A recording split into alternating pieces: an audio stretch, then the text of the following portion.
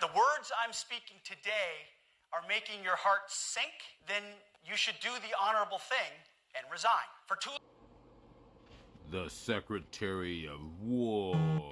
We are gonna talk about this. Too long, we've promoted too many uniformed leaders for the wrong reasons, based on their race, based on gender quotas, based on historic so-called firsts. We became the woke department. No more identity months, DEI offices, dudes in dresses. No more climate change worship.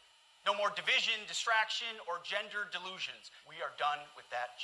Each service will ensure that every requirement for every combat MOS, for every designated combat arms position, returns to the highest male standard only. This is not about preventing women from serving. If women can make it, excellent. If not, it is what it is. If that means no women qualify for some combat jobs, so be it. Frankly, it's tiring to look out at combat formations, or really any formation, and see fat troops.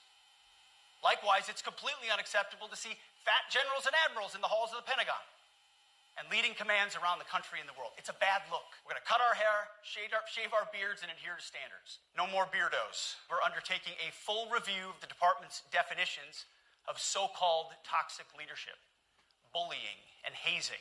Of course, you can't do like nasty bullying and hazing. We're talking about words like bullying and hazing and toxic. They've been weaponized. And if that makes me toxic, then so be it. No more frivolous complaints. No more anonymous complaints. No more repeat complainants. No more smearing reputations. No more endless waiting. No more legal limbo. No more sidetracking careers. No more walking on eggshells. Telling someone to shave or get a haircut or to get in shape or to fix their uniform or to show up on time or to work hard, that's exactly the kind of discrimination we want. Simply put, if you do not meet the male-level physical standards for combat positions, cannot pass a PT test, or don't want to shave and look professional, it's time for a new position or a new profession. Okay, so there's a lot to unpack with that. I am not in the military, so I'm going to lean on all of you, whoever is in the military in the various branches, to help me out with what he's saying and how you feel about it if you can. But there's one specific topic I want to talk about within all of this. So I will lead by saying the other topics of which I am not speaking of, let me know what you think. I'm serious. I want to know what you think. And for the topic I am going to talk about, and that is protections for women in the military, I'm also very curious about what you think. But we'll cover those different areas at a different point. I just want to bring up a thought from him and from a woman that was in the military that spoke upon her experiences in the military. And yes, indeed, they were dark. Trigger warning later once I show you her video. Is it dangerous for women in the military? I'm asking all of you right now.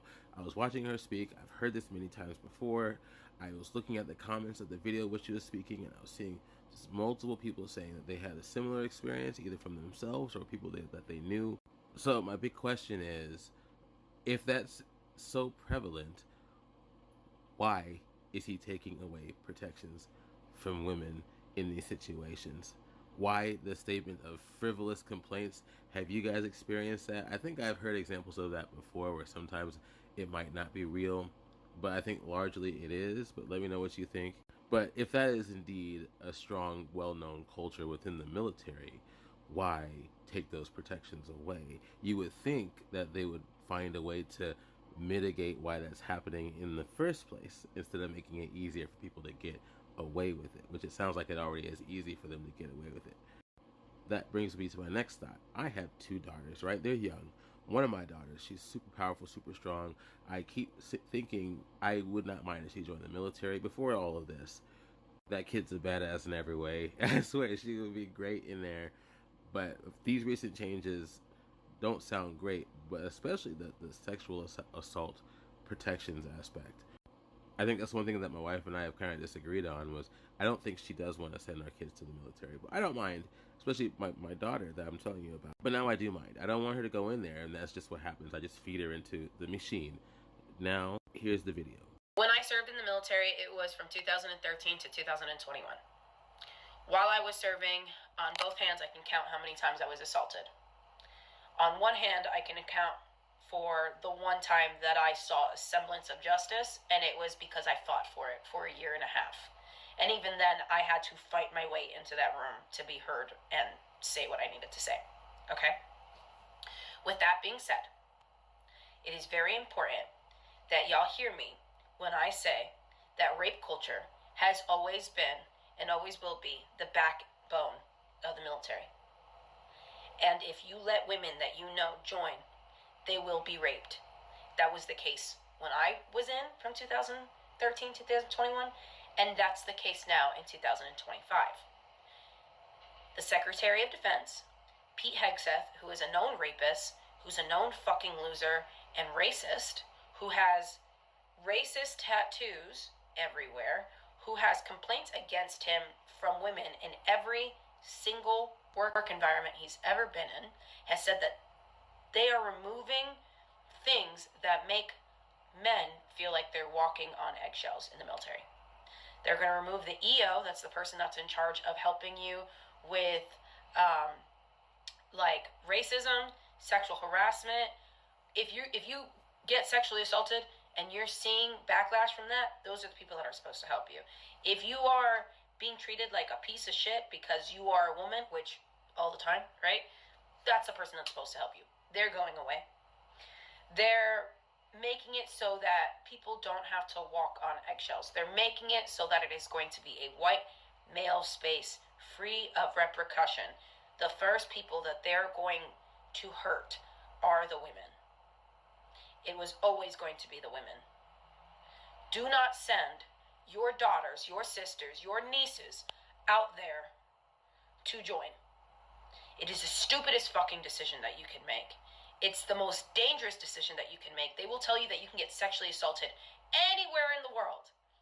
Anywhere in the world, in college, the statistics are so high anywhere, just do it. I'm telling you now, it is a machine, and you will feed your daughters to that machine. Do not fucking do it. I wish I could learn lessons for people, and I cannot.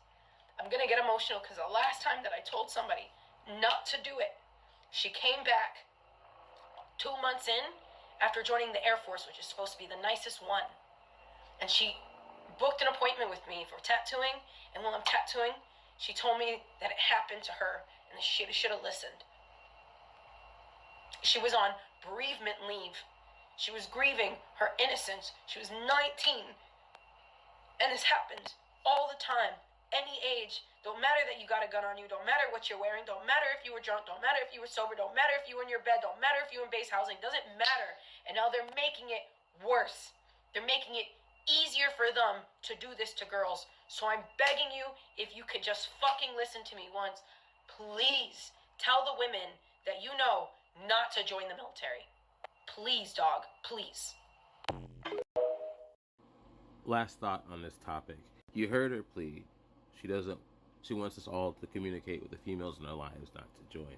But I feel like that is feeding in exactly to what he wants. And that people that support that mindset want, right?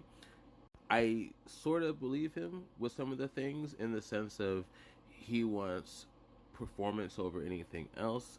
I have mixed feelings about that. And he says very clearly that he doesn't want to exclude women unless absolutely necessary if they don't fit requirements, which again, there's a lot of reading in between the lines there. But I feel like that one action of which he is indeed reducing protections from women in the military, removing the EOs, by default, that's going to happen anyways, where there's going to be less women in there. Therefore, the topics in which he talks about also within his speech will almost become moot points because there will be not that many women in the military anyways. So again, I circle back to one final thought. Why can't we have a better quality of man in the military that just doesn't do that to women? I'll leave it at that. All right, I'll talk to you guys later.